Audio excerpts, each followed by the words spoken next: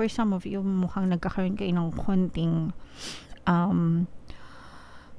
sakit ng ulo pagdating sa inyong love life, pero susuyuin kayo nito. Yes. Yes. So, yung iba sa inyo, which is normal naman guys, na palagi ko nga sinasabi, hindi naman naiiwasan nagkakaroon ng aberya pagdating sa mga love life, mga kapiksi. Pero susuyuin kayo ng person nyo, especially kung nag-aaway kayo, nagkakaroon kayo ng mga tampuhan, ganyan, mga misunderstanding, miscommunication. Pero, magsasorry itong person mo sa'yo, lalo na kung nakikinig kayo ng mga pampakonsensya subliminal natin. So, pwede yung pakinggan yun, pampabalisa, tsaka pampakonsensya, tsaka pampabate, no? Para mag-sorry sa inyo yung inyong person. Nakikita natin na parang lalambingin kayo nitong person na to.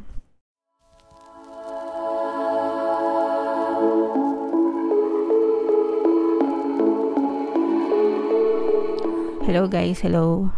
Capricorn, welcome back to Pinay Pixie Tarot. Ang pamagat ng ating episode for tonight is New Moon Kapalaran para ngayong August to September para sa Capricorn, Sun, Moon, Rising, Sign, and Venus.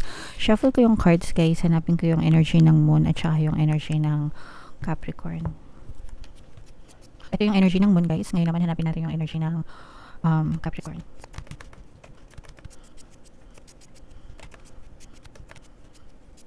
So, Capricorn, kayo ay na-represent ng Queen of Pentacles sa ating spread, mga kapiksi. Combination, guys, ng positive and negative energy. General reading lang. Pwede mag-resonate, pwedeng hindi.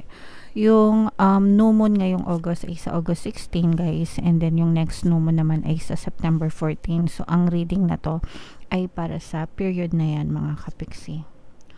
So, wow. Meron tayong presence. Meron ditong presence ng earth signs, mga kapiksi, Aquarius, Gemini, Libra. For some of you guys, may mga magagandang pagbabago, no, na maaari kayong ma-experience pagdating sa kapirahan. Nakikita natin na yung iba sa inyo maaaring magpirmahan ng mga kontrata. So, if tawag dito, let's say for example, meron kayong mga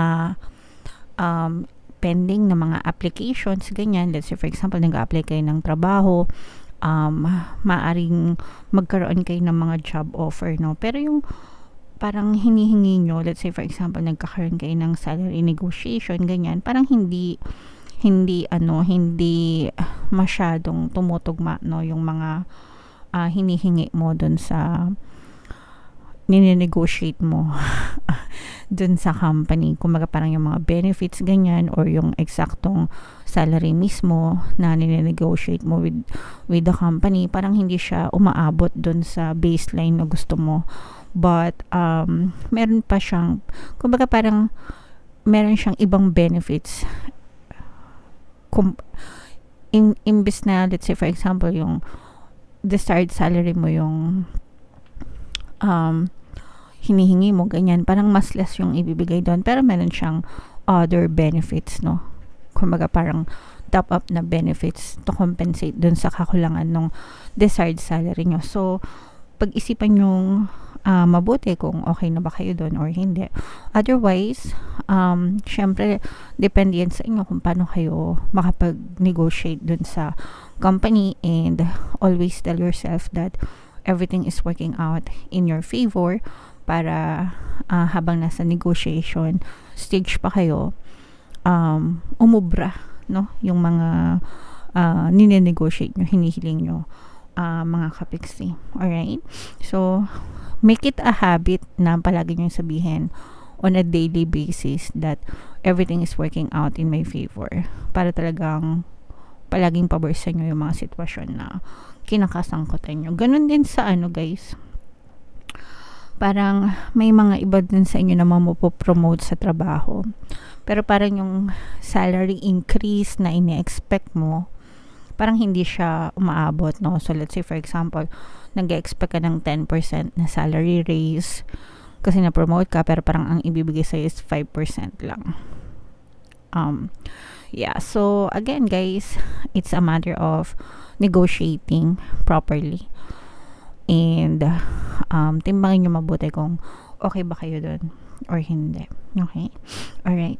So, may mga ganong klaseng ganap kayo. Yung pag usad ng pera sa inyo, mabagal pero may dumadating. Kumbaga parang hindi siya fast paced na ang bilis-bilis yung kumita ng pera, ang dami-dami yung pera, pinagkukuhanan, ganyan. Hindi siya ganun kabilis. But, meron kayong regular na source of income, mga kapigsi.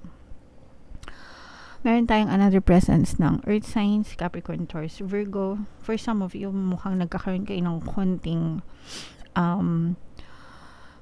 sakit ng ulo pagdating sa inyong love life, pero susuyuin kayo nito. Yes. Yes. So, yung iba sa inyo, which is normal naman guys, na palagi ko nga sinasabi, hindi naman naiiwasan nagkakaroon ng aberya pagdating sa mga love life, mga kapiksi. Pero susuyuin kayo ng person nyo, especially kung nag-aaway kayo, nagkakaroon kayo ng mga tampuhan, ganyan, mga misunderstanding, miscommunication. Pero, magsasorry itong person mo sa'yo, lalo na kung nakikinig kayo ng mga pampakonsensya subliminal natin. So, pwede yung pakinggan yun, pampabalisa, tsaka pampakonsensya, tsaka pampabate, no? Para mag-sorry sa inyo yung inyong person. Nakikita natin na parang lalambingin kayo nitong person na to kapag sila ay nag-sorry sa'yo, babawi sila dun sa mga hindi magagandang bagay or mga hindi magagandang salita na nabitawan nila sa inyo. So, yeah. Kiss and makeup, okay? So, yan ang iyong overall energy, mga kapiksi, no? Ngayong new moon, August to September. Comment down below, guys, if naka-resonate kayo dyan sa mga message na yan. So, tingnan natin yung additional message sa inyo gamit itong deck na to. Habang sinashuffle natin ito, guys, naka-flash sa screen yung mga updated offers sa ating channel. So, una, meron tayong paano mag-manifest ng abundance. Video course, it's a video course, it's a paid course.